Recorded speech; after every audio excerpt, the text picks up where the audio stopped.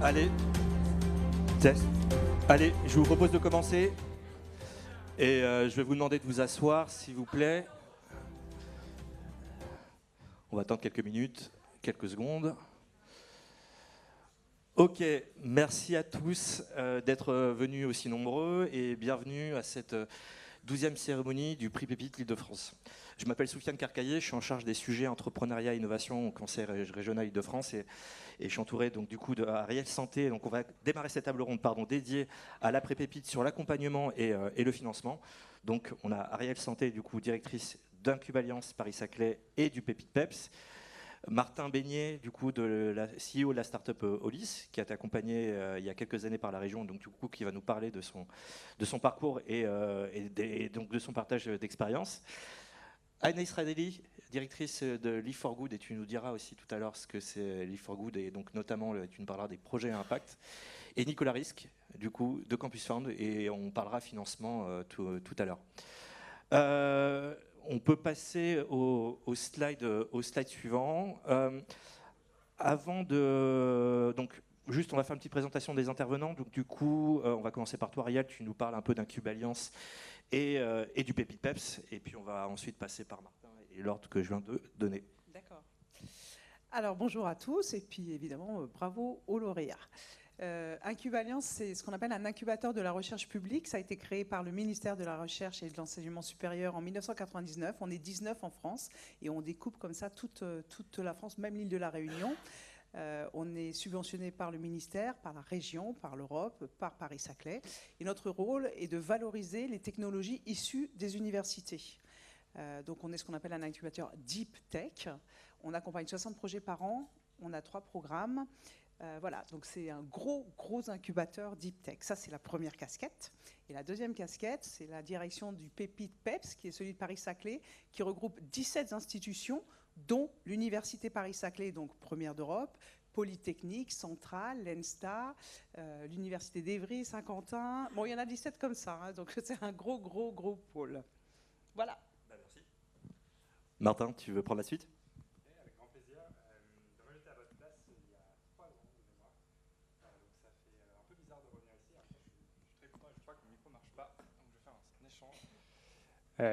Donc ouais, il y a 3 ans, j'étais au même endroit que vous, fraîchement lauréat du prix Pépite. Nous, chez Olis, on a développé une plateforme qui permet aux entreprises de quantifier leurs impacts environnementaux, mais au niveau produit, penser l'impact en émissions de carbone de ce pull, de ce micro, même de ce bâtiment. Et on aide plusieurs dizaines d'entreprises aujourd'hui avec une équipe de 20 personnes. Donc ça a bien grandi depuis le moment où on a pitché, parce que je crois qu'à l'époque, on devait être 2 ou peut-être 5, c'était encore le tout début. Et du coup, avec plaisir de répondre à toutes vos interrogations par la suite. Merci Martin. Anaïs ? Bonsoir. Donc moi c'est Anaïs et je dirige l'association Live for Good. Live for Good, c'est une association qui croit au potentiel des jeunes pour entreprendre dans l'impact. Donc concrètement, on accompagne 100-150 jeunes par an qui veulent se lancer dans l'aventure de l'entrepreneuriat impact. Et on fait ça dans plusieurs programmes qui vont de la création de son entreprise jusqu'à l'accès à du financement, avec toujours cette dimension d'impact social et environnemental. Martin, tu veux prendre le relais ? Bonsoir à tous. Du coup, je suis Nicolas Risque, le cofondateur de Campus Fund. Campus Fund, en 2 mots, c'est un fonds d'investissement qu'on a créé il y a 3 ans. On met des tickets qui vont de 20 à 100 000 euros en pré-seed, donc au tout début de la chaîne en fait, de valeur du financement. On a fait une 30aine de deals, on est 2 dans l'aventure. On est financé par une centaine d'actionnaires. Et nous, on investit. La spécificité de Campus Fund, c'est vraiment d'investir chez les jeunes entrepreneurs, donc globalement ceux qui sont issus du Pépite, Master, PhD. Voilà, donc une 30aine de deals sur les 3 ans de déploiement. On fait à peu près un deal par mois, quoi. Voilà. Merci Martin. J'ai une règle... Martin, pardon. Nicolas, ça commence bien. J'ai une règle avant de commencer. Je voudrais qu'on évite d'utiliser trop de termes franglais pendant cette table ronde. J'ajoute que le terme slide et business model sont tolérés pour éviter un peu trop les deep tech, c'est bon aussi, pour éviter les clichés de la Startup Nation. Enfin, je dis ça, je suis habillé en sneakers et en jean, il manquait le col roulé, puis c'était bon. Je vous propose, avant de commencer, du coup, de regarder 3 slides. J'aimerais qu'on puisse que vous puissiez les commenter. Le premier, c'est sur la nécessité de se faire accompagner et vers qui se tourner. Le fait de se faire accompagner, c'est que ça permet d'augmenter les chances de réussite et que le taux de pérennité à 5 ans passe de 50 à plus de 70% avec un accompagnement, et qu'il y a un certain nombre de bénéfices qui sont apportés au projet, et ça va être l'objet justement des premières questions, qu'il y a de nombreux réseaux d'accompagnement qui existent à la création d'entreprises en fonction des spécificités de chacun et de son implantation. Est-ce que vous voulez commenter, en tout cas apporter quelque chose à ce slide? Ariel, pour commencer éventuellement. Merci. Alors, c'est une excellente question, évidemment. Donc, déjà, le mot accompagnement reflète beaucoup de réalités différentes. Donc effectivement, vous avez besoin d'être accompagné, les chiffres parlent d'eux-mêmes et ils sont très clairs et il faut les comprendre. Quand on est entrepreneur, on a un passé d'entrepreneur, hein, je pense ici pour la plupart d'entre nous, tout seul c'est bien, on sait où on va, mais l'humilité de l'entrepreneur, c'est quand même d'écouter l'autre, de se remettre en question, de prendre une décision, ça peut être sa propre décision, mais en ayant écouté les avis. Donc de toute façon, il ne faut pas y aller seul, on perd beaucoup de temps à se faire des auto-réflexions, à se poser des questions. Déjà, c'est un métier où on est profondément solitaire, chef d'entreprise, mais ne pas être challengé, je pense que pour le coup, c'est vraiment agir avec... on va dire que c'est moins intelligent. Donc il faut se faire accompagner. Maintenant, qu'est-ce que c'est qu'un bon accompagnement? Il y a les incubateurs, il y a les experts, il y a les sociétés de services, voilà, c'est foisonnant. Donc à partir de là, effectivement, vous devez essayer de cartographier un petit peu tout ça et de vous poser vos questions, de quoi j'ai besoin. Donc vous avez des incubateurs, ça j'en parle parce que j'en suis un, et puis parce que c'est le mot connu, mais dans les incubateurs, vous avez des incubateurs de collectivités locales. Vous avez des incubateurs privés, donc ils vont faire leur business sur vous. Vous avez des incubateurs publics, vous avez des incubateurs thématisés, vous avez des incubateurs suivant votre maturité, vous avez des incubateurs qui vont vous loger, d'autres qui ne vont pas vous loger, qui vont vous offrir des choses, qui vont vous faire payer, qui ne vont pas vous faire payer. Bref, tout ça, prenez votre temps, faites comme vous avez appris, comme quand vous avez monté votre entreprise, vous avez fait une étude de marché, vous faites exactement pareil et vous vous mettez au centre de tout ça, vous tissez des liens et vous regardez ce dont vous avez besoin. Je le fais assez court quand même. C'est parfait. Non, parce que justement, ça va faire l'objet des prochaines questions. Et pourquoi choisir un incubateur et quel intérêt à choisir un incubateur? Martin, Anaïs et Nicolas, dans une moindre mesure pour le financement, est-ce que vous voulez rebondir sur ce slide et sur ce qu'a dit Ariel? Moi, je vais me faire l'avocat du diable, hein, et peut-être je vais contre notre métier, mais pour le coup, moi, je ne suis pas d'accord qu'il faut toujours se faire accompagner. Je pense qu'il y a différentes modalités. Effectivement, c'est très juste de l'accompagnement et des fois, il y a des choses qu'on ne voit pas comme étant de l'accompagnement. Si vous avez un mentor, par exemple, qui vous challenge, voilà, ça fait partie de l'accompagnement. Mais en tout cas, dans ce mot, souvent, effectivement, on met beaucoup les incubateurs, les programmes.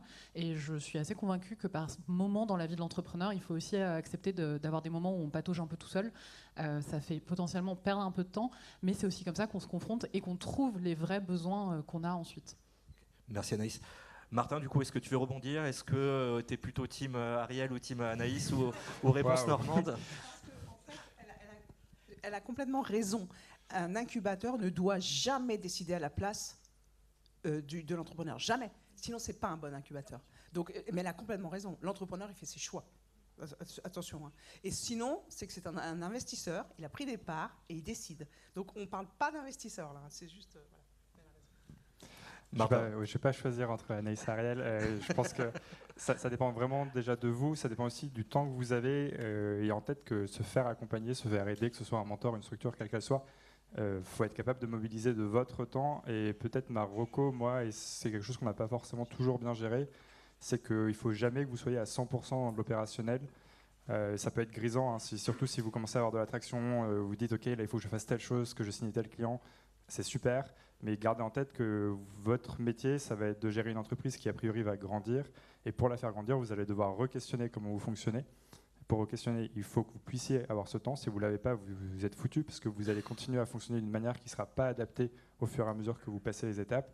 Et ce temps-là, il peut évidemment et il doit être utilisé pour confronter vos idées avec celles d'incubateurs, de mentors. Si vous avez des associés, il faut prévoir aussi ces temps-là pour que vous puissiez avancer. Et c'est vraiment essentiel de pouvoir se re-questionner, que vous soyez accompagné ou pas. En tout cas, l'important, c'est de prendre ce temps-là et pas de le voir comme quelque chose qu'on peut négliger, qui passerait après la gestion des clients.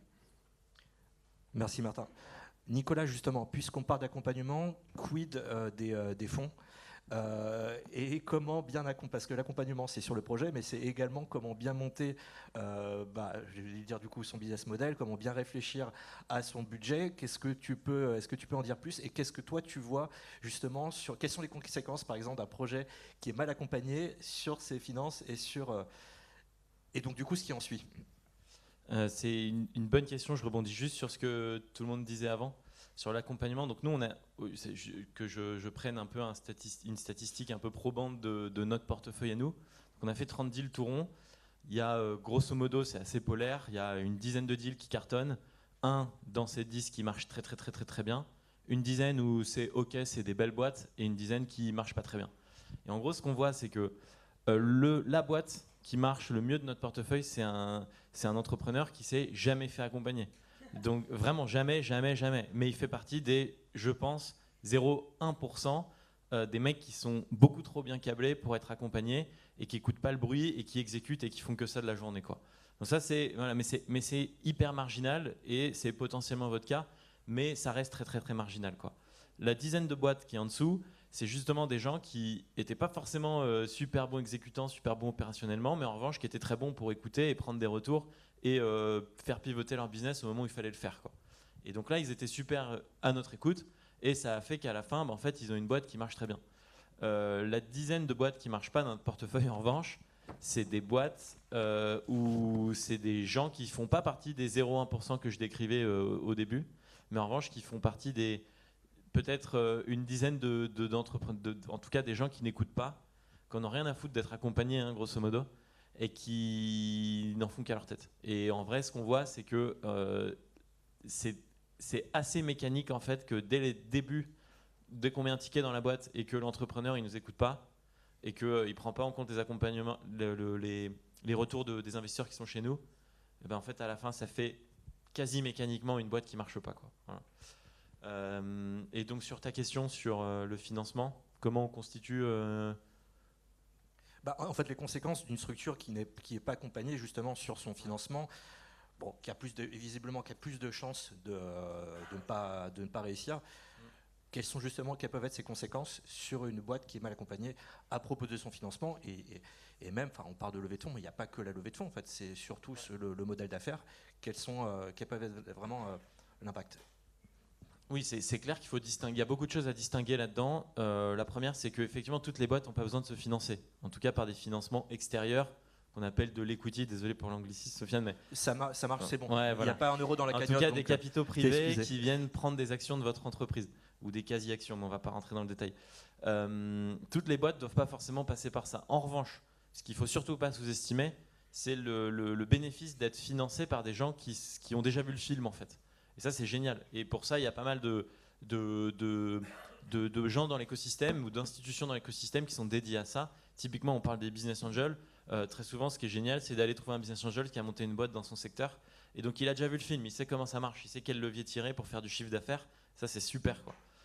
En revanche, c'est vrai qu'il y a des gens qui ont tendance à penser que lever de l'argent, c'est une fin en soi et se dire tiens, je vais aller lever de l'argent et après, je m'en fous, je ne discute plus avec mes investisseurs. En fait, ils ont pour la majorité tort, parce qu'il y a énormément de leviers à faire sur ces investisseurs, parce qu'ils peuvent apporter énormément, parce qu'ils sont investisseurs dans d'autres boîtes et autres. La conséquence, en tout cas, plutôt la cause, elle est plutôt de se dire il y a plein de chemins pour aller se financer ou pas se faire se financer. En tout cas, ce qui est génial, c'est qu'on a un écosystème qui se structure vachement avec à la fois des gens qui peuvent vous accompagner sans forcément être participants au capital de votre boîte, et à l'inverse, avoir des gens qui peuvent vous financer sans forcément vous accompagner. Donc le curseur, c'est à vous de le choisir, quoi. C'est un peu une réponse de Normand, désolé Sofiane, mais... Non, en plus je suis breton, donc ça va encore pire. mais non, mais en fait, tu fais bien parce que ça fait la transition avec le prochain slide. Et Émilie, je te remercie de le mettre en avant. Tu parlais d'écosystème et de cette jungle de l'écosystème. Alors ce slide, il est issu de plusieurs mois et il n'est pas parfait. En tout cas, il n'est pas visuellement agréable, mais en tout cas, il a le mérite d'exister parce qu'il regroupe sur une image, à travers différents stades d'avancement, l'ensemble des structures d'accompagnement existantes et des acteurs, en tout cas des sources de financement. Nous, aujourd'hui, on va parler des incubateurs et des pépites, et c'est ce qui nous rassemble aujourd'hui, et c'est déjà pas mal. Ce slide, il a le mérite, en tout cas, de montrer la jungle des différents acteurs qui existent et comment essayer de se retrouver à travers les différents stades d'avancement. Qui veut commenter ce slide ou Nicolas? Je peux te faire un premier élément de réponse, Martin, tu veux bien? Déjà, je pense qu'il faut distinguer pas mal de choses sur ce slide-là. C'est ce qu'on va appeler le non dilutif et le dilutif. Donc le dilutif, c'est ce qui vient diluer le capital, c'est ce que j'expliquais tout à l'heure. Donc c'est l'equity, aussi simple que ça. Vous cédez une partie des actions et vous faites rentrer des actionnaires en échange d'argent. Et en revanche, il y a le non dilutif. Et le non dilutif, on va parler de ce qui ne vient pas diluer votre boîte. Et donc on va parler ici de tout ce qui est dette bancaire, ce que vous voyez en bas, par exemple banque, BPI qui fait aussi du prêt d'honneur, c'est de la dette, ou bien de subventions, d'argent de concours, en tout cas tout l'argent externe qui vient être injecté dans votre boîte mais qui ne dilue pas le capital. Crowdfunding, c'est du non dilutif. Crowd equity, donc je me finance en equity, donc en dilutif par la foule, ça c'est du dilutif. Et dans l'écosystème du dilutif, ce qui est important aussi de voir, c'est qu'il y a des fonds, comme c'est décrit ici, fonds de capital risque, fonds de capital amorçage, qui est exactement la même chose, et des business angels. Et donc c'est vraiment très important déjà d'avoir cette vision de l'écosystème et de se dire que très souvent, l'un va avec l'autre. Donc en fait, je vais aller chercher des capitaux externes qui vont faire augmenter les fonds propres de ma boîte. Et avec ces fonds propres-là, je peux aller faire levier sur du non dilutif pour aller chercher de la dette bancaire ou des subventions BPI France, quoi. Ouais, peut-être pour réagir sur cette slide, pour moi, il y a quand même une source de financement qui est, de mon point de vue, la plus importante qui ne figure pas. C'est l'argent que vous allez avoir par vos clients, par vos ventes. Et ça, quand même, ayant en tête que le plus important, c'est que votre entreprise, elle fonctionne. Vous pouvez avoir le maximum de fonds, vous pouvez lever des millions, des dizaines de millions. Si à la fin, vous n'êtes pas capable de générer le moindre centime, ça ne sert à rien. Enfin, bon, vous allez juste perdre l'argent de votre investisseur. Mais si vous voulez construire une entreprise, il faut que vous soyez capable, avec l'argent que vous avez, de construire des choses et d'être capable, avec l'argent que vous avez, d'aller rechercher plus d'argent par vous-même. Donc je pense que c'est vraiment quelque chose à avoir en tête. Nous, on fait partie peut-être des rares startups qui n'ont pas levé et qui fonctionnent en fonds propres depuis 3 ans. C'est faisable, c'est pas forcément facile. Il y a des pour, il y a des moins, et c'est pas forcément quelque chose qu'on fera toute l'histoire de notre boîte. Mais c'est quelque chose, je pense en tout cas, qu'il faut apprendre à faire, ou en tout cas considérer si vous dépendez de l'argent des investisseurs ou des banques ou de vos amis et de vos proches, potentiellement ça ne va pas marcher jusqu'au bout. Vas-y. Et c'est hyper important ce que dit Martin, parce qu'effectivement, on a tendance à penser que la levée de fonds, je monte une start-up, je vais aller lever des fonds, et puis voilà, c'est comme si c'était une fin en soi, ce que je disais tout à l'heure, alors qu'en réalité, en fait, c'est le business model du fonds, c'est bien important de le comprendre, c'est que lui, il faut qu'il sorte des actions de votre boîte. Et donc, comment il sort des actions de votre boîte? Soit vous revendez la boîte, soit c'est un fonds d'un tour d'après qui rachète ces actions, soit en gros, la boîte est liquidée, soit vous faites une introduction en bourse, ce qui est quand même vachement marginal dans l'écosystème aujourd'hui. Et donc, c'est hyper important de se dire que si je lève aujourd'hui, il va falloir que j'offre des solutions de sortie aux investisseurs plus tard. Et donc, soit je pars dans une feuille de route qui va être, je vais me capitaliser toute ma vie et je vais devoir toute ma vie avoir ce truc en tête de me dire, en fait, ma boîte n'est pas rentable et donc je vais chercher des fonds de manière successive tous les 18 mois à peu près. Ou bien, effectivement, le chemin de Martin qui est probablement le plus confortable, entre guillemets, en tant que gouvernance de société, mais probablement le plus difficile à se lancer, quoi. Vous m'enlevez, en fait, vos réponses en fait m'amènent à la question de conclusion que je voulais vous poser tout à l'heure. Non, mais c'est intéressant. Juste avant de la poser, j'aimerais avoir l'avis du côté des incubateurs et donc de l'E4Good et d'Incubaliance. Est-ce que vous voulez rebondir sur ce qui a été dit et surtout parler de cette jungle des structures d'accompagnement où en fait c'est assez dur de se retrouver. Ariel? Alors oui, alors 2 choses. D'abord, ça revient à ce que je disais en introduction, définition du mot accompagnement. C'est vraiment très important parce que là, on voit une structure d'accompagnement. Il y a à la fois des Fab Labs qui vont vous aider à créer des choses, les OTT qui vont vous aider à maturer, on voit les pépinières qui vont vous trouver des locaux, les incubateurs accélérateurs qui vont accompagner la croissance, Business France qui va vous implanter dans le coin. Voilà, donc c'est vrai que c'est pas tellement que ça soit une jungle, mais c'est très très très dense et tout ça, c'est regroupé sous le mot accompagnement. Donc ce que je disais tout à l'heure, qu'est-ce que vous cherchez exactement dans le mot accompagnement? Là, on le voit. Ça, c'était ma première réaction. Et la deuxième réaction, c'est que aussi en écoutant les propos, je pense qu'il faut revenir à une réalité, c'est que aucune entreprise ne se vaut. Toutes les entreprises sont différentes. Et en particulier, celles qui ont de la techno, et je reviens à ce que je disais au début, ne peuvent pas ne pas être accompagnées, surtout pas en non dilutif. Ils en ont besoin parce qu'on va devoir financer, moi je le vois avec le quantique, on finance 10 ans avant qu'il y ait quelque chose. Donc c'est impossible de ne pas accompagner, et c'est impossible de ne pas trouver les subventions. Mais vous n'êtes pas tous dans le quantique. Il y a des commerces, il y a de la prestation de services, et là ça va beaucoup plus vite, et ça rejoint ce que disait mon collègue. C'est-à-dire que là il faut vendre.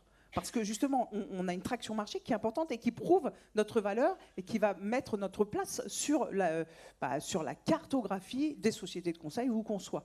Donc chacun est différent et il faut vraiment comprendre que le terme employé par Soufiane tout à l'heure, business model, il est très important. C'est-à-dire comment vous créez de la valeur, comment vous la créez et dans combien de temps. Et ces structures d'accompagnement, oui, c'est foisonnant, mais c'est parce que chacun sait faire autre chose. Typiquement, nous, on sait faire de la deep tech, on ne sait pas faire un commerce. Par contre, chez Pépite, on sait faire un commerce. Voilà. Donc, il faut aller voir ce qui vous convient. Et en fonction de ça, vous aurez vos subventions, vos levées de fonds, des IPO, voilà, quand il y a des IPO, ça c'est superbe, où vous n'aurez rien, parce que vous n'avez pas besoin, parce que vous allez super vite, et vous avez juste besoin d'une bonne dose de marketing. Voilà. Donc, effectivement, c'est pour ça qu'on a des conseils qui sont tous un tout petit peu complémentaires. Il faut vraiment le prendre comme complémentaire et non pas divergent, parce que chacun a sa propre vision de son entreprise, de son business model, et de là où il va atterrir dans 2-3 ans, et des sources de financement, qu'elles soient autofinancées, ou au contraire, non-equity, equity. Voilà. C'est ça, je voulais juste remettre cette perspective pour que les gens comprennent bien qu'on ne se contredit pas, mais qu'on complémente et que chacun a sa vision. Et c'est pour ça que nos discours, en fait, il faut vous les additionner au fur et à mesure. Anaïs. Pour être archi terre à terre, moi je voudrais aussi dire que derrière une entreprise, avant tout, il y a des personnes, enfin il y a vous, entrepreneurs. Et donc je pense que derrière ces organisations aussi d'accompagnement, il y a des modalités d'accompagnement. Et si vous avez choisi d'entreprendre, c'était aussi probablement pour sortir d'un certain système où on vous pose dans une salle de classe et on fait ce qu'on est en train de faire là, c'est-à-dire nous on parle et vous vous écoutez. Et il y a des modalités hyper différentes. Par exemple, nous chez Live for Good, ce qu'on sait bien faire, c'est de créer des communautés d'entrepreneurs. Parce qu'on a un fonctionnement par cohorte, parce qu'on vous invite dans des campus immersifs, en résidentiel. Et donc en fait, ce qu'on vous offre avant tout, c'est ce capital social, ce réseau de pairs d'entrepreneurs qui vont vous soutenir. Et il y a des tas d'entrepreneurs qui viennent chercher ça chez Live for Good, parce que c'est ça dont ils ont besoin, dont elles ont besoin pour ensuite continuer à grandir. Là où il y a, on en parlait tout à l'heure, le mentorat avec une association comme le MoveJ, ça c'est super. Si vous, votre besoin en tant que personne, ce qui va vous challenger plus, c'est cette relation assez one-one. Donc je trouve que au-delà de tout ce qu'on dit, des maturités de votre entreprise, de qu'est-ce que c'est votre modèle, etc., moi je vous invite avant tout à vous poser la question de qui vous êtes vous, quelles sont vos zones de génie et quelles sont à l'inverse vos zones de faiblesse, et de quoi vous avez besoin comme type de relation et comme type de quotidien pour que ça vous challenge. Justement, tout à l'heure, Ariel parlait de la spécificité des projets Deep Tech. Toi, par rapport au projet Impact, est-ce que tu peux nous dire quelle est la différence et donc du coup l'écosystème dédié, ou en tout cas le mindset, l'état d'esprit pour développer ces projets? Voilà. Déjà, si on fait le lien avec l'accompagnement dans les projets à impact, souvent, nous, ce qu'on voit, c'est que nos entrepreneurs, ils sont contents de trouver des pairs, c'est-à-dire des personnes qui partagent les mêmes valeurs, parce qu'ailleurs, notamment quand ils vont voir certaines sociétés d'investissement, par exemple, on les prend pour des bisounours, parce qu'on leur dit vous êtes bien mignons avec votre impact, moi je veux du business, et même souvent, il y a du business derrière, mais c'est caché derrière le fait qu'ils ont une mission sociale. Donc il y a déjà ce sujet-là de trouver des réseaux de pairs, et ça vaut pour l'impact, mais je pense que ça vaut pour les deep tech ou autres, c'est de trouver d'autres personnes qui sont en train de vivre un peu les mêmes bonnes nouvelles et les mêmes galères que vous. Et après, je pense qu'effectivement, il y a un challenge en particulier, c'est que l'entrepreneuriat impact a été souvent mis dans une catégorie un peu à part, et on a beaucoup travaillé l'impact et pas la partie entrepreneuriat. Et nous, notre challenge, c'est aussi dans les accompagnements qu'on fait, de rappeler qu'in fine, à nouveau, on se parle de business, où nous, on accompagne aussi des assos pour le coup, mais en tout cas toujours d'un modèle économique, et que c'est pas parce qu'il y a une très jolie mission d'impact que on va pouvoir perdurer, et qu'avant tout, si on veut avoir un impact qui grandit, il faut aussi que soi-même on soit soutenable financièrement, qu'on puisse se rémunérer, qu'on puisse faire grandir le projet. Sinon, l'impact, il avait beau partir d'une très bonne intention, il n'ira pas très loin. Alors, puisqu'on en parle, et ça faisait une partie des questions un peu provocantes dont je te parlais, et on en parlait aussi en amont avec Ariel, est-ce que finalement les projets impact sont condamnés à vivre ou en tout cas les projets ESS, sont condamnés à vivre des aides publiques pour fonctionner, pour vivre. Non, pas du tout. Je pense qu'il y a plein d'exemples de projets qu'on voit alors à différentes échelles, hein, mais il y a plein de projets, même d'ailleurs associatifs, qui du coup vivent de subventions, mais qui en fait sont tellement nécessaires parce qu'en fait c'est une délégation de service public et ils font ce que devrait faire l'État. En fait, bien sûr qu'il y a des modèles qui fonctionnent, il y a des boîtes qui sont connues, il y a des boîtes que vous utilisez, dont vous utilisez probablement les applis, les services au quotidien. Je sais pas, je pense par exemple, là, je discutais la semaine dernière avec Lucie Bache qui a fait Too Good To Go, maintenant qui fait Poppins. Enfin, ça, c'est des très belles boîtes. Blablacar. Enfin, bon, alors ils ont des fois des problèmes de modèle économique, mais en tout cas, il y a plein de boîtes à impact qui fonctionnent très bien. Je pense que par contre, ce qu'on voit dans vraiment les alumni Live for Good, c'est que malgré tout, les entrepreneurs à impact essayent des fois de résoudre trop de problèmes en même temps, parce qu'ils ont un engagement, parce qu'ils ont des valeurs fortes. Et en fait, quand on est déjà en train de poursuivre une mission d'impact X ou Y, on ne peut pas aussi être le meilleur en achat responsable et aussi faire de l'insertion professionnelle et aussi faire ci et aussi faire ça. Et donc souvent, notre constat, c'est que les entrepreneurs à impact qui s'essoufflent, c'est parce qu'ils se sont un peu éparpillés. Donc une boîte à impact qui fonctionne, pour moi, elle a très clairement sa mission d'impact, mais elle a aussi très clairement un modèle économique et elle avance sur ça. C'est le propre aussi finalement de tous les entrepreneurs où on leur dit focalisez-vous sur un produit, focalisez-vous sur une cible ou en tout cas sur un marché et après vous pourrez vous diversifier. En fait, finalement, la question de conclusion que je voulais poser tout à l'heure, je vais vous la poser quand même à tous parce qu'on a parlé d'accompagnement, en tout cas on a commencé à parler de quelques pistes et on a parlé du financement. Quelle est, finalement, la question, elle est valable pour tous les trois, c'est l'équilibre entre la recherche de fonds et le développement de son projet. C'est super de m'envoyer sous le bus comme ça. L'équilibre, je pense que c'est un équilibre qu'il faut questionner en permanence. Vous allez avoir des opportunités de croissance, de l'avoir des galères aussi. Et tout ça va nécessiter d'avoir la trésorerie pour avancer. Et cette trésorerie, elle va peut-être vous l'aurez en propre parce que votre boîte marche très bien, ou peut-être que vous ne l'avez pas. Peut-être que ce n'est pas forcément un problème, mais si vous voulez avancer plus vite, en tout cas, il va falloir de l'argent. Donc je pense qu'il faut toujours essayer de se questionner. Et de mon point de vue, c'est toujours d'avoir 3 pistes que vous poursuivez en parallèle, sans s'éparpiller, parce qu'effectivement, sinon ça ne marche pas. Mais toujours se dire, qu'est-ce qui se passe si demain on lève ? Qu'est-ce qui se passe si demain on va plutôt vendre l'entreprise ? Et qu'est-ce qui se passe si demain on ne vend pas et on ne lève pas ? Est-ce qu'on peut continuer ? Est-ce que les 3 options sont toujours présentes ? Et ça, en tant que chef d'entreprise, c'est extrêmement important parce que vous avez devant vous, a priori, les 3 seules optiques de votre boîte, à part couler, mais ça, je ne vous souhaite pas d'y réfléchir en permanence. Donc, moi, Pour autant, c'est important. Non, mais... Pour autant, c'est important d'y réfléchir en permanence. Ok. Je ne serais pas forcément de cet avis-là, sinon je vais perdre tous mes cheveux. Mais en tout cas, c'est vraiment important de considérer et de ne pas rester buté de je ne lèverai jamais de fonds ou je serai uniquement là avec l'argent des autres, je n'ai pas envie de prendre de risques personnels. Ça ne marchera pas parce que vous n'allez pas décider de comment va se comporter votre marché. Et donc, il faudra être assez à l'écoute et assez adaptable. Donc voilà, sur la partie plus financement, sur la partie accompagnement, peut-être pour vous partager un peu notre expérience dans les structures qui peuvent vous proposer des services. Il y en a de tout type, ça a été dit, qui peuvent vous faire payer, pas vous faire payer, etc. Par contre, elles ont quasiment tout un point commun. Elles vont vous évaluer avant de vous permettre de rentrer dans le programme. Et ces évaluations-là, elles sont extrêmement enrichissantes pour vous en tant qu'entrepreneuse, en tant qu'entrepreneur, parce que vous allez devoir vous questionner, pas forcément sous les mêmes spectres d'analyse. Pour vous donner un exemple, nous, je suis incapable de vous dire à combien de programmes, combien de prix on a candidaté. Ça doit se compter au-delà de la centaine, peut-être en plusieurs centaines. Évidemment, on ne les a pas tous gagnés. On a candidaté au prix Gabriel, on n'a pas été pris, et c'est tout à fait OK. Parce que derrière, on a pu avoir une discussion de qu'est-ce qui a fait que ça a pêché, qu'est-ce qui a fait qu'on nous conseille d'améliorer, et aller chercher ces conseils-là. Même si vous n'êtes pas accompagné, vous allez passer à travers un processus d'évaluation. En ressortez pas en vous disant « Ah, j'ai pas été pris, c'est nul, ils n'ont rien compris » ou « En fait, il faut que j'arrête tout ». Ça sert à rien. Dites-vous plutôt « Ok, qu'est-ce qui s'est passé ? Est-ce qu'ils peuvent accepter de me donner 30 minutes de leur temps pour me faire un feedback plus détaillé ?» Et ensuite, sur cette base-là, continuez d'avancer.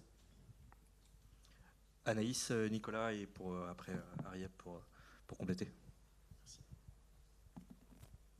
Et pour rebondir, désolé de te couper, enfin, la question en fait c'était aussi sous-entendu, on voit aussi énormément de projets qui courent après les financements au détriment du développement de leur projet, alors qu'en fait il y a un équilibre à avoir et on a trop souvent vu des projets finalement courir derrière tous les concours, derrière courir toutes les aides et en fait ils se perdent et le projet n'avance pas et finalement ça peut marcher devant quelques concours, mais devant des investisseurs privés on leur demande à un moment aussi en fait, ton projet, comment il avançait et qu'est-ce que tu proposes concrètement?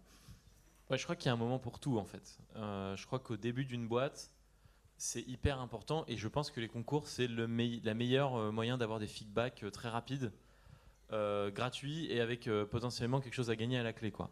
Et pas trop de défocus. En revanche, ça dure un temps, peut-être les 6-8 premiers mois de votre boîte, après, il faut arrêter, quoi. Effectivement, parce que c'est un tel défocus, c'est quelque chose qui vous prend tellement de temps de remplir des cases, aller faire des pitchs, voilà, etc., effectivement, il y a un moment, il faut s'arrêter. Je complète ce que disait Martin tout à l'heure sur la levée. Nous, ce qu'on conseille toujours aux entrepreneurs qu'on finance, c'est d'avoir effectivement plein de scénarios, avec un scénario stress test qui est en fait un scénario super pessimiste de qu'est-ce qui se passe si demain tout s'arrête, si mes clients arrêtent de me payer, etc. Et de suivre, mais vraiment de manière très très granulaire, tous les indicateurs de gestion. Pas forcément de performance, mais vraiment de gestion. Donc en fait, qu'est-ce que j'ai comme trésorerie, combien je brûle tous les mois, et quelles sont mes variables d'ajustement. Ça, c'est le premier point.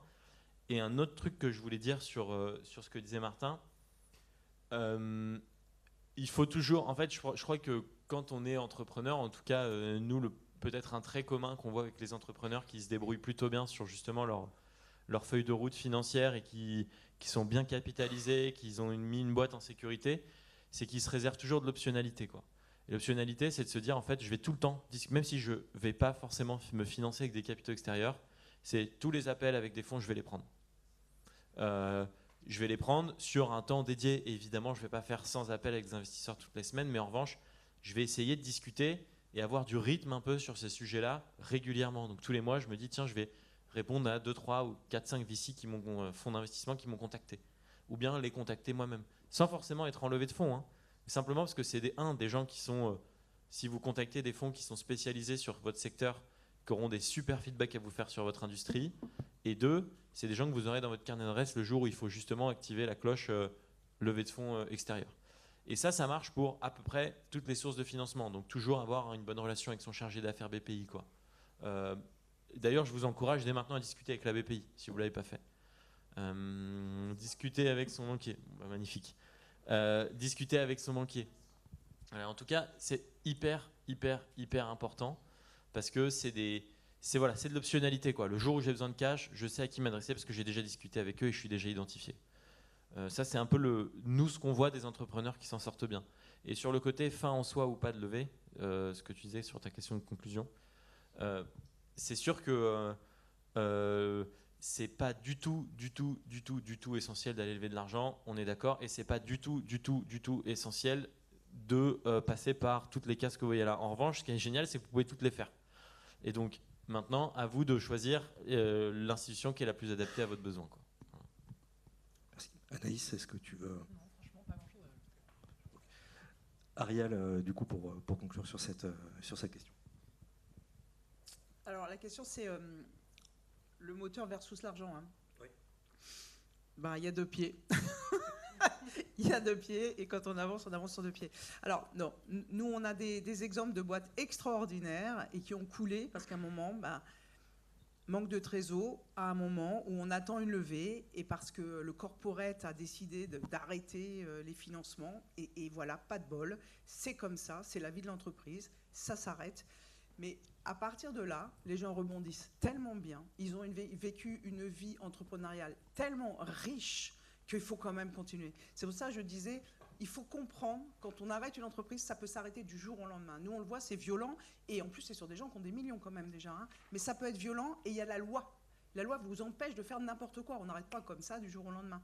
Donc il faut l'avoir un tout petit peu prévu. C'est pour ça que nous, par exemple, dans nos programmes, on anticipe un tout petit peu ça et on explique, si vous devez arrêter, il y a des choses à comprendre un tout petit peu avant. Ça peut être dans 10 ans, très bien, mais la loi, elle est là. Et la loi, elle est là pour nous protéger aussi. Elle est là pour aider l'entrepreneur.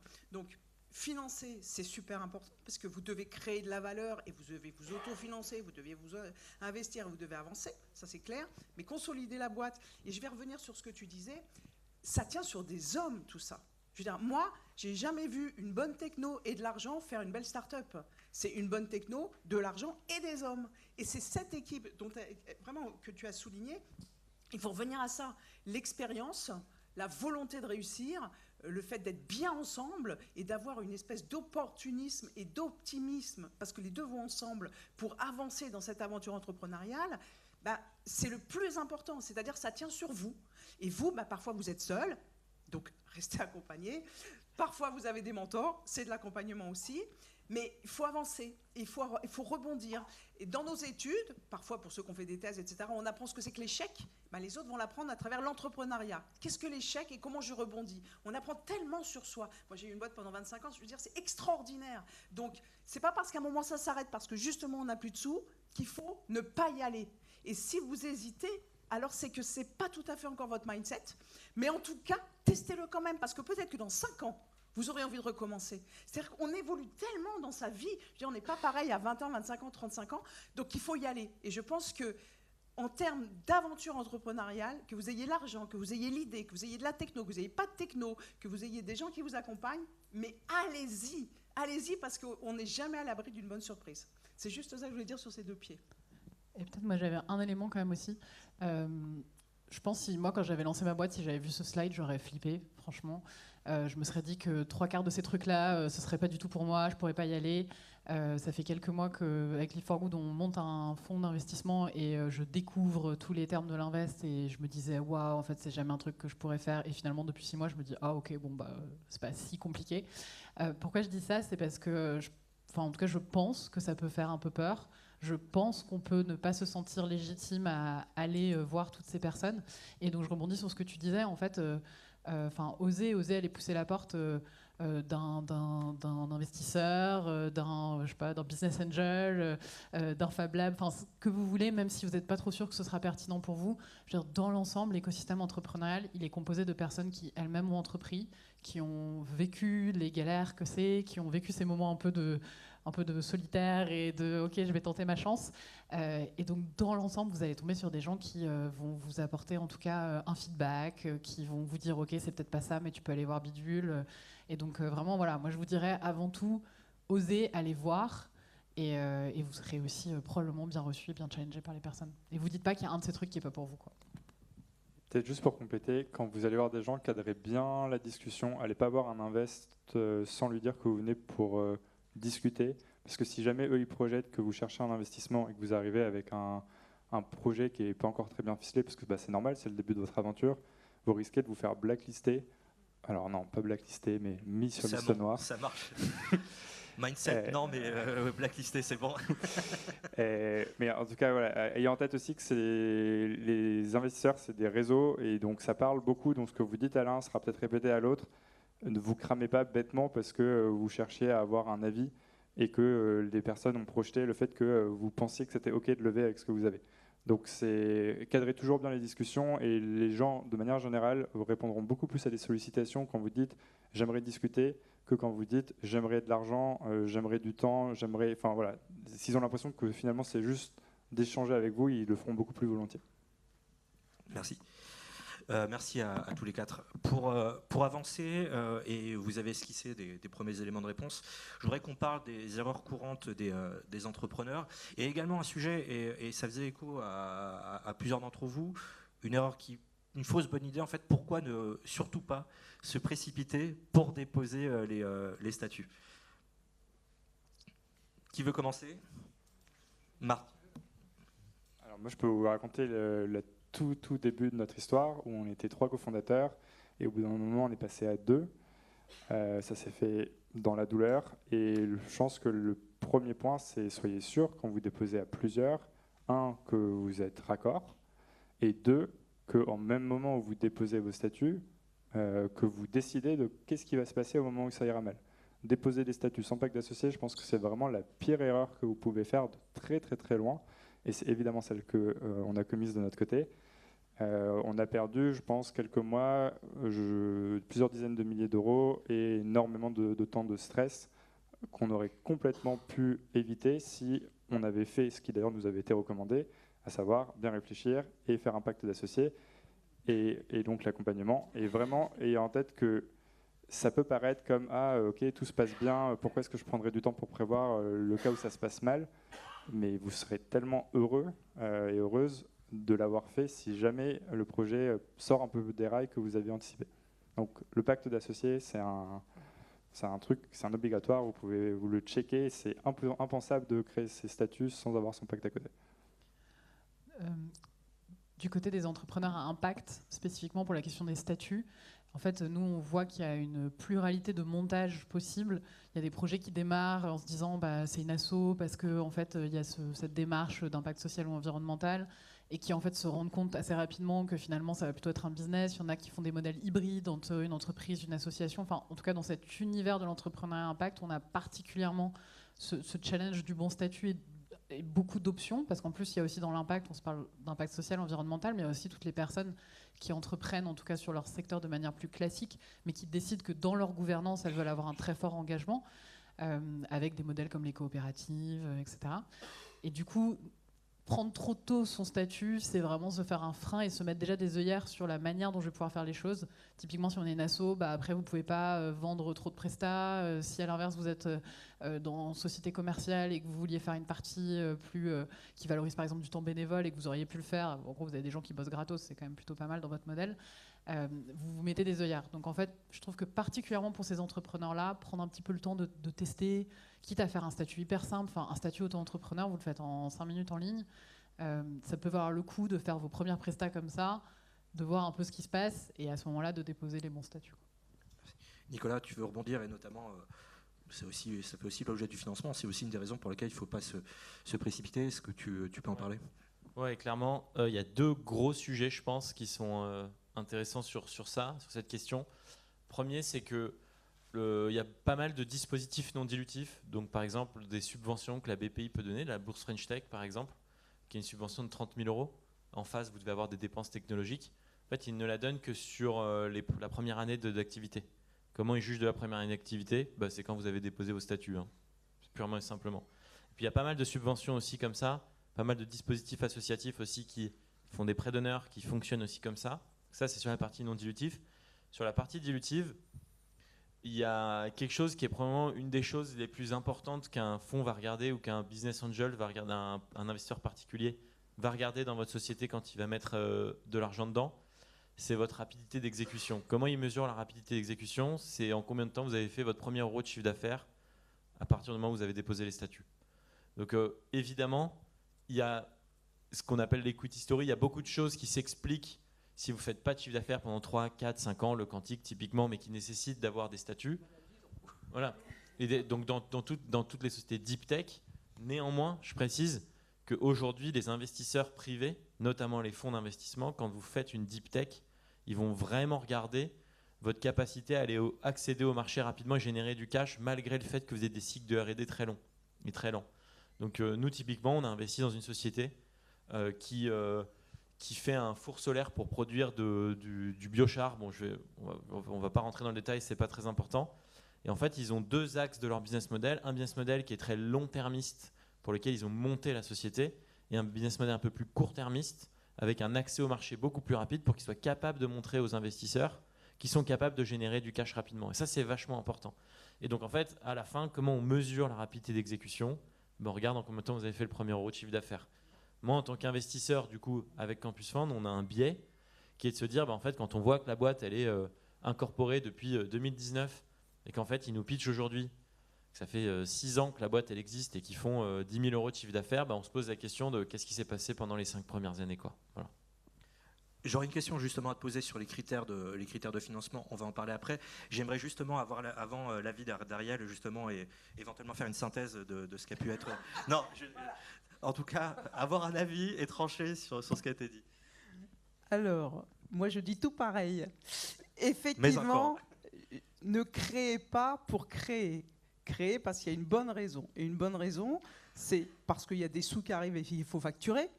c'est parce qu'il y a un transfert de technologie à faire et il faut racheter quelque chose, ou simplement parce que, effectivement, à un moment donné, les sous arrivent dans le non-equity et il faut avoir monté une structure, un véhicule pour recevoir. Voilà. Mais ne montez pas, en tout cas ne créez pas, selon moi, une société pour être chef d'entreprise. Ça, pour moi, c'est une mauvaise raison. Parce que l'objectif, c'est pas d'être chef d'entreprise. L'objectif, c'est de créer une entreprise qui fonctionne et qui fonctionnera même sans vous, parce qu'à un moment donné, soit vous faites un exit, soit vous cassez la jambe, soit bref, quelque chose qui va perdurer. C'est pas vous l'entreprise, hein, c'est autre chose, sauf si vous êtes auto-entrepreneur. Et donc, ne créez pas pour votre ego, créez parce qu'à un moment, ce véhicule-là, il a besoin d'exister pour perdurer. C'est juste comme ça que je synthétiserai. C'est parfait. Merci. Nicolas, justement, du coup, pour rebondir et compléter la question de tout à l'heure, est-ce que tu peux nous parler des différents critères de financement, en tout cas déjà pour un fonds, et puis d'abord, puis ensuite pour les autres acteurs, en tout cas dans les grandes lignes, est-ce que recherchent les investisseurs et les financeurs sur ces sujets, avec, comme on a Ariel et Anaïs ici, avec peut-être un petit un focus sur sur les projets deep tech et sur les projets impact. Bon, il y a évidemment des dizaines de réponses à ta question. Je vais séparer la chose en deux. Donc, je vais séparer la chose pour les business angels et je vais séparer la chose pour les fonds d'investissement. À noter que chacun est maître de sa propre thèse et investit dans ce qu'il veut. Donc, ce que je dis, c'est vraiment des généralités. Et je détiens pas du tout la vérité là-dessus, quoi. Donc, prenez-le avec un peu de recul. Néanmoins, ce qu'on voit, c'est que les business angels, eux, ils investissent leur propre cash. C'est leur argent qu'ils investissent. Donc, ils investissent sur des projets où ils ont une conviction soit d'industrie, parce qu'ils viennent de cette industrie, ou bien sur un projet coup de cœur. Eux, la vision d'un business angel, ça va être d'investir plutôt de manière très long-termiste et pas forcément pour avoir un retour financier. Pas forcément. Certains oui, certains non. Donc ça, c'est important déjà de se dire que le business angel, il est là un peu plus pour longtemps. Il va investir plutôt sur du projet coup de cœur et parce qu'il a envie de transmettre. Il n'a pas forcément envie de gagner beaucoup d'argent sur votre dos. Les fonds, et donc la grille de lecture de Business Angels, en fait, il y a autant de grilles de lecture de Business Angels qu'il y a d'humains qui sont Business Angels. Donc c'est un peu complexe de regarder ça. Néanmoins, les Business Angels, en France, on a une structure qui s'appelle France Angel, qui regroupe la quasi-totalité des Business Angels français, 7-8 000, et ils sont regroupés de manière soit géographique, soit thématique. Et donc le site de France Angels, vous pouvez faire un tour dessus, il est vachement bien fait. Et donc il y a la carte de France et vous avez accès à tous les réseaux de BA, de Business Angels, pardon, et qui investissent soit, par exemple, il y a Défense Angels, ils vont faire que des deals dans la défense. Il y a Mer Angels, ils vont faire que des deals dans le nautique, dans le nautisme. Ou bien il y a Provence Business Angels. Bon, bah voilà, ce qu'ils font, c'est dans leur nom, ils investissent en Provence. Et ensuite, il y a les fonds. Les fonds, chaque fonds a évidemment aussi sa grille de lecture, sauf quelques fonds qu'on appelle des fonds généralistes ou agnostiques, qui là, pour le coup, vont investir seulement selon quelques critères qui vont définir en fait la taille de leur fonds. Donc, admettons qu'un fonds il ait 1 milliard d'argent à investir. Mécaniquement, il sera positionné sur de l'investissement plutôt tardif dans des sociétés plus matures parce qu'il va vouloir déployer des tickets de 50-100 millions. Et on ne met pas 50-100 millions dans une start-up jour 1, a priori. Ça dépend pour quel type de start-up, mais c'est un autre sujet.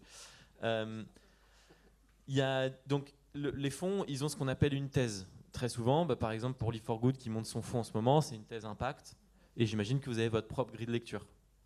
Peut-être que tu pourras la décrire tout à l'heure, mais voilà. Pour ce qui est de Campus Fund, nos critères d'investissement qui sont propres à nous, on investit chez les jeunes entrepreneurs, donc Master 2, jeunes diplômés, 2 ans post-diplôme, PhD, post-doc.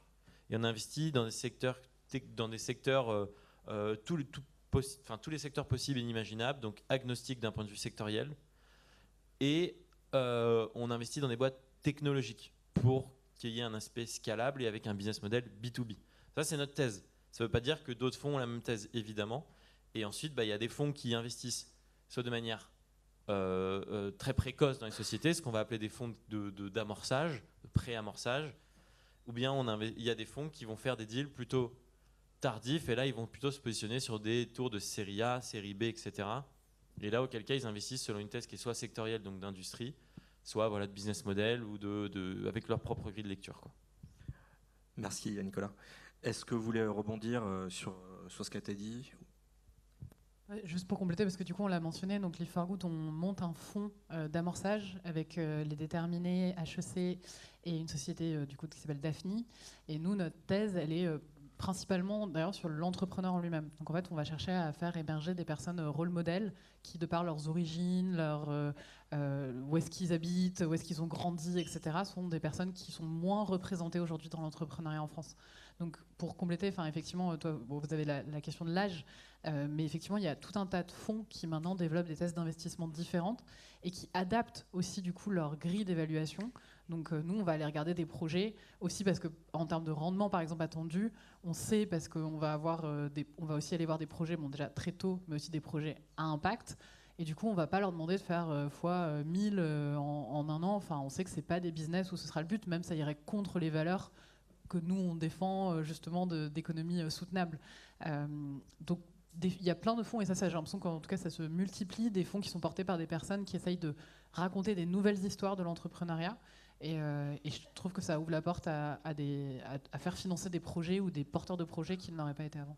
Merci. Martin, avant de te poser la prochaine question, j'aimerais qu'on passe au slide suivant.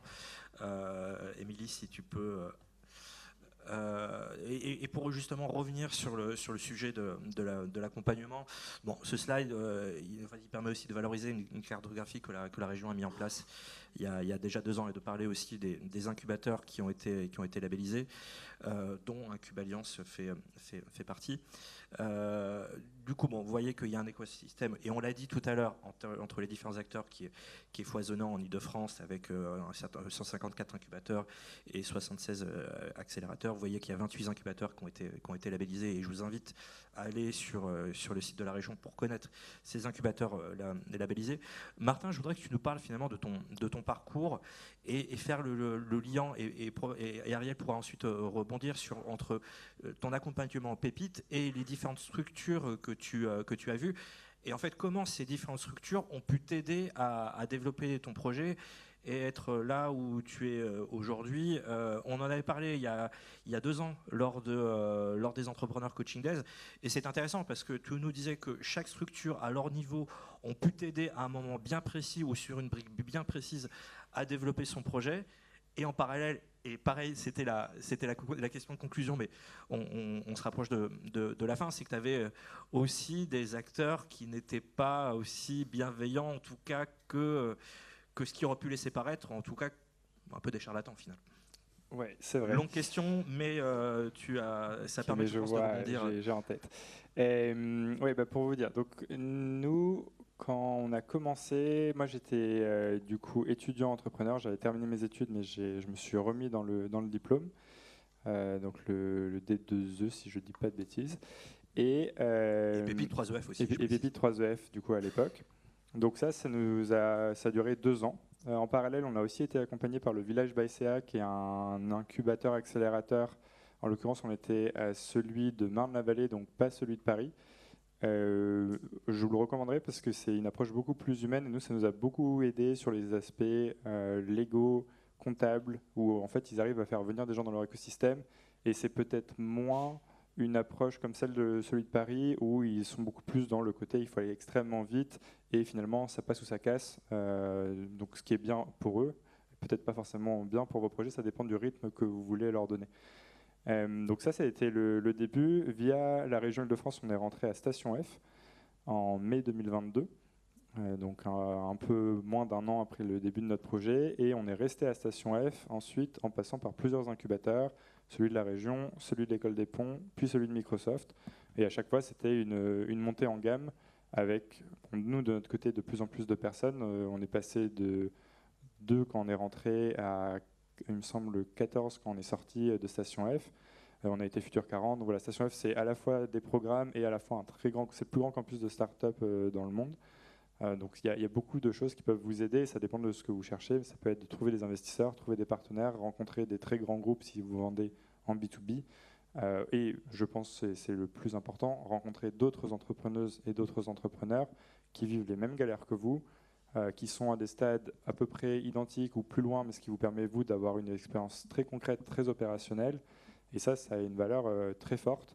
parce que ce n'est pas des gens qui ont 10 ans d'avance qui vont vous expliquer comment utiliser aujourd'hui N8N pour automatiser vos process. Ça, c'est si vous voulez regarder l'utilisation de tout ce qui est IA générative, c'est des gens qui ne sont pas loin de vous et qui ont appris à utiliser ces outils en même temps. Donc ça, c'est pour le début. On est sorti de Station F, on a été ensuite incubé à l'incubateur Sciences et Vie. C'est pour vous illustrer aussi la diversité des programmes qui peuvent exister, donc le magazine en l'occurrence qui aidait sur les aspects plutôt marketing. Et depuis, on est sorti de cette incubation et on a découvert quelque chose de très perturbant, c'est qu'en fait, pendant tout ce temps-là, on n'a jamais payé nos bureaux.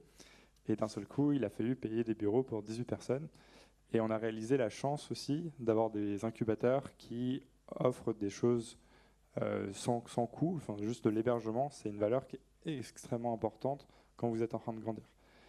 Donc ça, voilà, pour vous décrire, finalement à chaque étape, c'était des choses différentes. Ça permettait de structurer, d'aller chercher plus loin, d'avoir des visions assez différentes. Microsoft, par exemple, c'était évidemment beaucoup plus technique.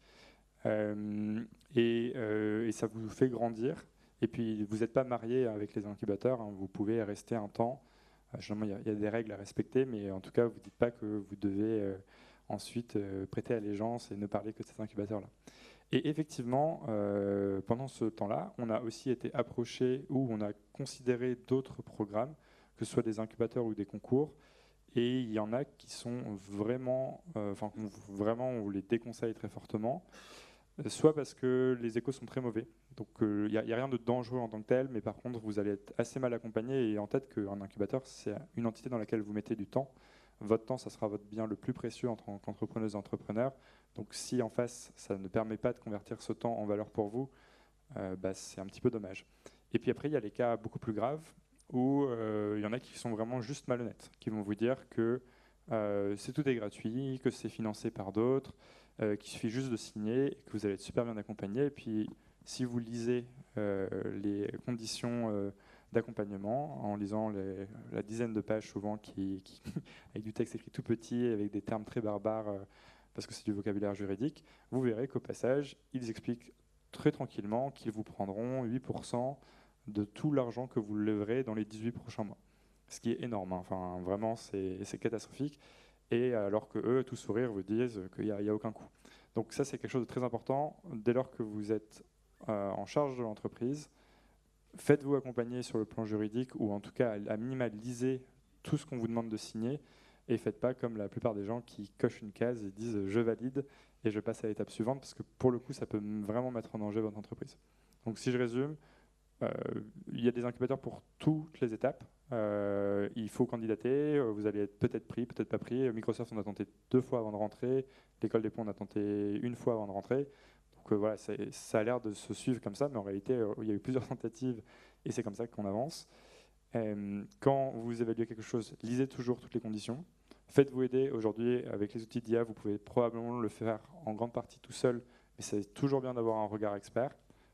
Mettez pas la vie de votre entreprise en jeu sur la base de la recommandation générée par des statistiques. Et puis ensuite, au bout d'un moment, ayez en tête que ça ne durera plus et qu'il faudra voler un peu de vos propres ailes. Et tout ça aura des coûts, donc anticipez-le d'un point de vue trésor, d'un point de vue gestion aussi, parce que tout ça, ça a un coût et c'est normal que l'entreprise l'assume au bout d'un moment. Merci, réponse très complète et très claire. Est-ce que vous voulez rebondir oui, Anaïs? Moi, j'ajouterais juste un tout petit point, c'est une fois que vous êtes dedans, profitez-en, parce que c'est beaucoup d'efforts de rentrer dans ces programmes.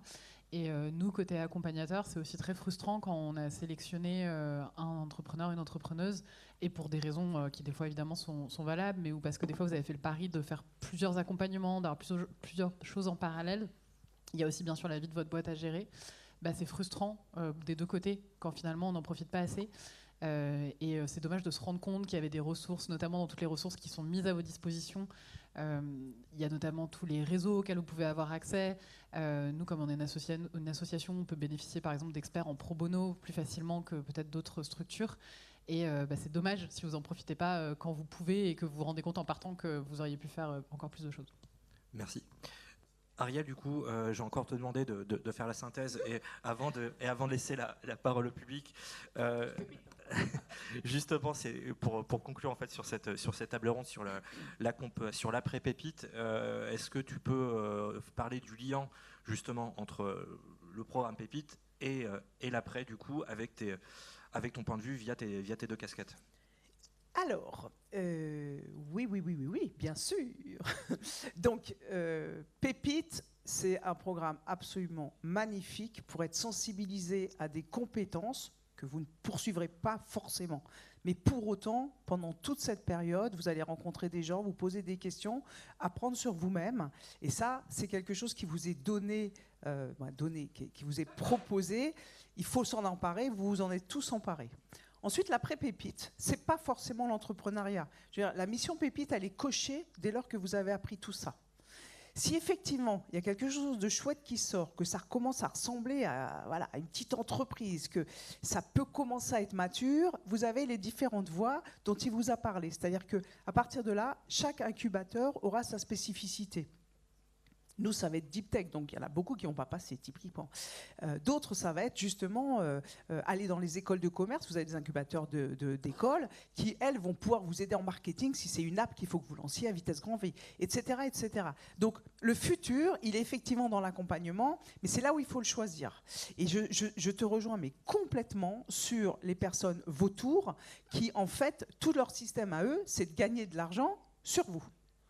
Revenez sur un choix d'un accompagnement où on accompagne parce qu'on vous fait confiance et qu'on veut être partenaire et travailler avec vous. Alors, pas forcément perdre de l'argent, mais en tout cas, travailler avec vous. C'est-à-dire qu'on y passe du temps, on y passe beaucoup de moments et on travaille pour vous. Donc, le choix des incubateurs ou les choix des structures d'accompagnement, il est là. Est-ce qu'ils travaillent grâce à vous ou est-ce qu'ils travaillent avec vous? Et la confiance, elle ne se crée qu'en faisant exactement ce qui s'est passé, en voyant plusieurs fois les gens, en les rencontrant, en regardant leur process de sélection, etc. Donc, revenez là. L'après-pépite, si vous sentez quelque chose qui émerge, mais allez-y. Allez-y. Moi, j'ai tendance à dire que vous êtes jeune, vous n'avez pas de famille, vous n'avez pas d'enfants à nourrir. Bon, les loyers, il y a quand même ça, mais ce n'est pas grand-chose. De toute façon, l'entrepreneuriat, c'est du risque. C'est-à-dire qu'à un moment, on crée quelque chose qui n'existait pas. Voilà. Donc, on n'est pas du tout attendu, puisque ça n'existait pas. Donc, il va falloir qu'on commence à dire aux uns et aux autres, voilà, mon idée, elle est super, et je vous assure, vous en aviez besoin. C'est très, très dur.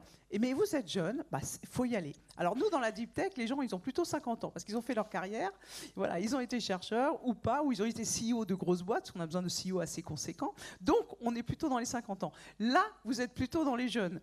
Dans les deux cas, il faut y aller. C'est un moment de votre vie qui, pour moi, est extraordinaire. Et donc aussi, peut-être un intérêt à plutôt se diriger vers les incubateurs labellisés. Alors oui, ça c'est vrai. Donc, je le dis très sincèrement et vraiment sans flagornerie. La région Île-de-France a fait un boulot considérable là, fait un boulot considérable au quotidien. Elle a son incubateur. Il y a des gens, ils sont dans la salle, qui sont très très bons. Alors moi j'en ai même dans mon comité de sélection, c'est pour vous dire. Ils sont très très bons pour comprendre ce que c'est que l'entrepreneuriat. Hein. Pensez bien que c'est pas parce que ça s'appelle la région d'Île-de-France qu'ils sont désolidarisés de l'entrepreneuriat. Je ne sais pas si c'est ce que tu voulais que je dise, mais en tout cas moi je vais conclure là-dessus. Franchement, ils connaissent leur métier, n'hésitez jamais à les consulter. De toute façon, toi, tu as un passé aussi dans des moments associatifs et d'entrepreneuriat.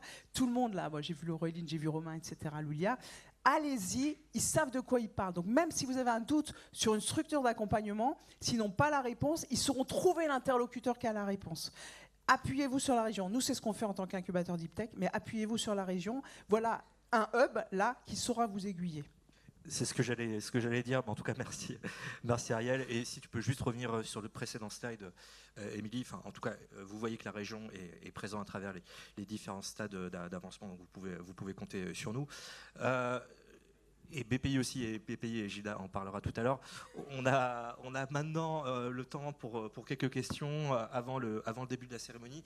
Est-ce qu'il y a des questions sur la salle? On a parlé de beaucoup de sujets là durant la dernière heure. Donc vous voyez, on a parlé d'accompagnement, on a parlé de financement, on a parlé des risques, du juste équilibre, des spécificités selon les différents projets, comment bien s'entourer aussi et éviter les vautours, en tout cas savoir reconnaître le bon grain du mauvais grain. Est-ce que par rapport à tous ces sujets, et là il y a encore un peu de temps, vous avez des questions dans la salle?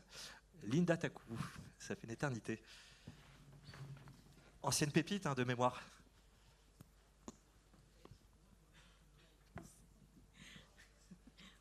Bonsoir à tous. Je dois me lever. Ah, d'accord, ok.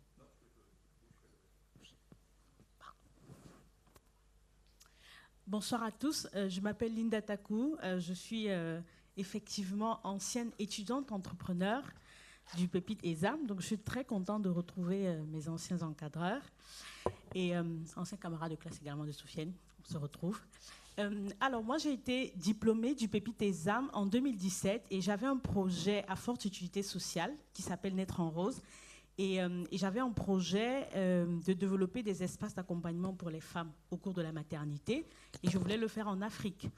Et donc, j'ai été accompagnée par le Pépite ESAM. Et j'avoue que quand je vous entends parler, madame, je ne connais pas quel est votre...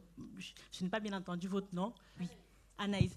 Je vous avoue que quand je vous ai entendu parler, j'ai dit « Ah, j'aurais bien eu besoin d'un incubateur comme celui d'Anaïs au moment où je lançais mon projet. » Parce qu'effectivement, mon projet fait partie de la classe de l'économie sociale et solidaire. Et j'avoue qu'à cette époque-là, ça fait maintenant 8 ans, c'est vrai que l'économie sociale et solidaire avait déjà un peu le vent en poupe, mais des incubateurs qui accompagnaient les entrepreneurs dans ce sens-là, c'était vraiment difficile. Donc, je me suis vraiment confrontée à cette difficulté. Et puis, il a fallu que je teste par moi-même, que j'aille en Afrique pendant 5 ans pour essayer de mettre ça en place, pour revenir avoir une expérience.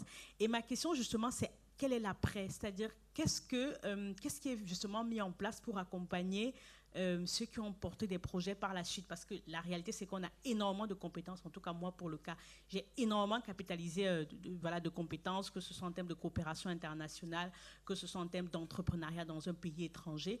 Qu'est-ce qui est justement mis en place pour capitaliser les compétences développées par l'entrepreneuriat pour que ça recève, même si c'est dans un emploi salarié ou même si c'est dans d'autres opportunités? Voilà, c'était ça ma question. Intéressant comme question, parce que finalement, aujourd'hui, nous, on a parlé des projets qui existent, mais en fait, c'est l'après-projet.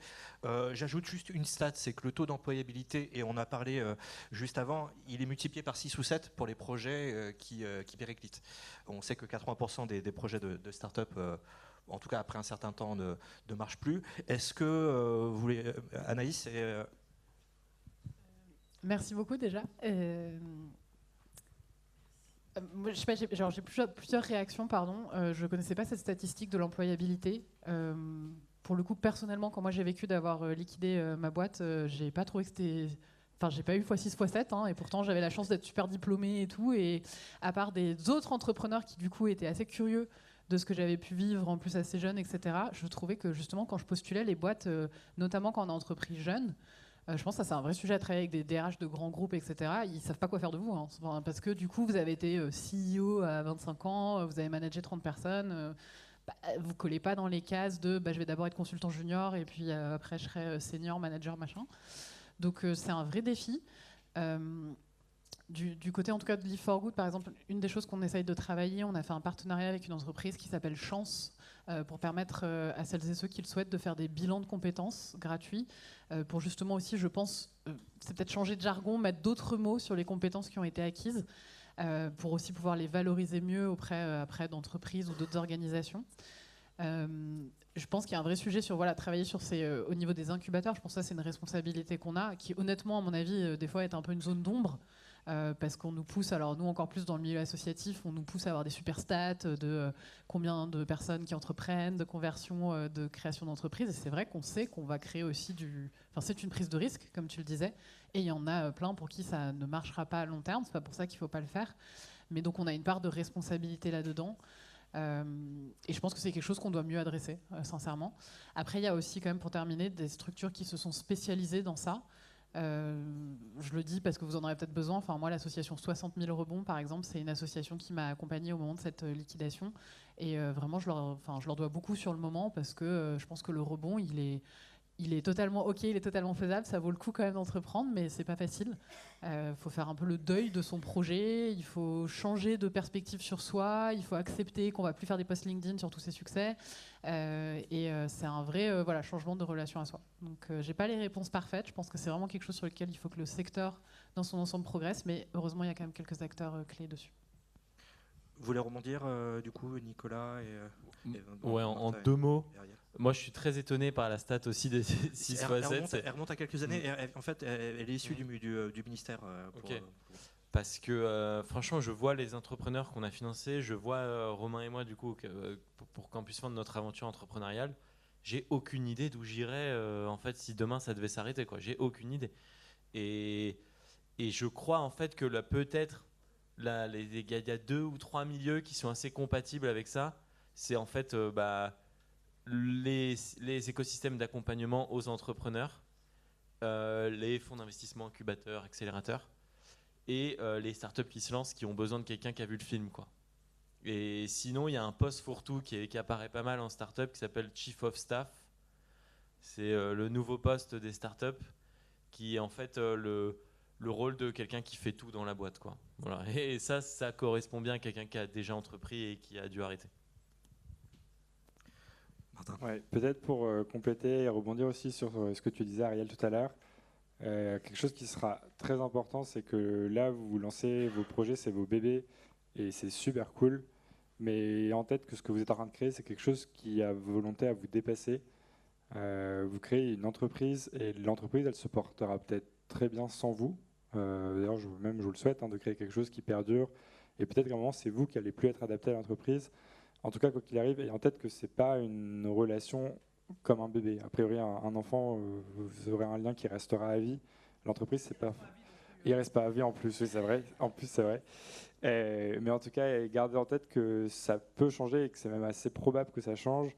Donc, par tous les moyens possibles, essayez, et c'est très dur, mais de vous détacher et de le faire en tant qu'entrepreneur. N'attendez pas que ce soit le moment où vous êtes obligé de vous détacher, parce que ce sera le moment le plus dur.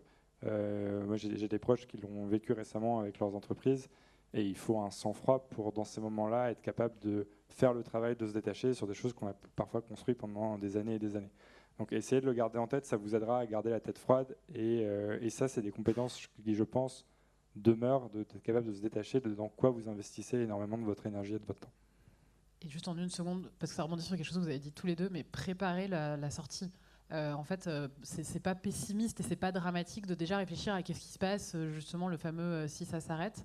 Ayez connaissance des droits que vous avez, des droits que vous n'avez pas. Et ça, c'est important pour que vous puissiez le vivre bien et justement prendre le temps de rebondir. Merci à tous les quatre. Il y a le temps pour une dernière question après de changer un peu le stand et de débuter la cérémonie. Est-ce qu'il y a une autre question dans la salle ? Ou est-ce que vous avez besoin de prendre une pause de quelques minutes ? Vous êtes sûr ? C'est vos derniers mots ? Oui. Bonjour. Du coup, bonjour tout le monde. Moi je m'appelle Kassi Saïd. Comme ça. Moi je suis venu accompagner M. Bruntaban aujourd'hui. Alors moi je connaissais pas réellement tout ce que vous avez raconté. Je suis en totale découverte aujourd'hui. Et je vais me renseigner du coup sur le sujet. Mais je voulais juste dire à tout le monde, je sais pas qui travaille où exactement, mais que c'est formidable. Du coup, on a quand même la chance en France de pouvoir profiter de programmes qui engagent les jeunes à innover et à révolutionner le monde. Donc franchement, je voulais juste en fait vous remercier. Et voilà. On peut vous applaudir. Merci.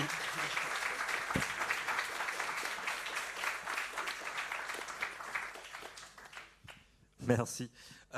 Si vous n'avez pas de questions, c'est la fin de cette table ronde. Pour conclure, avant de débuter la cérémonie, donc déjà je souhaitais vous remercier les quatre intervenants. Merci à tous les quatre pour votre expérience, et puis on vous retrouve.